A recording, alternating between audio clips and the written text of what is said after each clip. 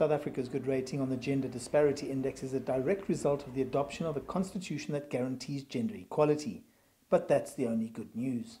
South Africa remains in the low third quartile in terms of the world. So our economic score is deteriorating, and we would predict, based on the average of all the other countries, that that trend will mean we will do more poorly in the other economic statistics that we're interested in. But there are other unresolved issues which need to be addressed. South Africa has pursued a model of a highly developmental state. That is a stated goal of the current government. And they've pursued that. The index has picked up that fact, and we have dropped in the rankings. As the government talks about radical economic transformation to kickstart the country's economy, it's been suggested that it has the means to change direction and repeal excessive legislation.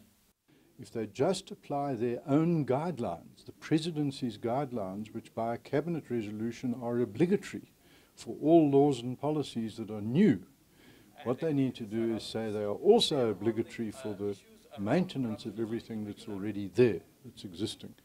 They should be systematically subjected to the socio-economic guidelines that are published, and if they fail, they should be scrapped or repealed. The message of this report is simply that good policies will have an impact. And I think South Africa has to look at the report, look at more detail. It has to shed some of its ideological baggage. We need a new batch of politicians, younger politicians coming through who didn't have the same history as the current lot.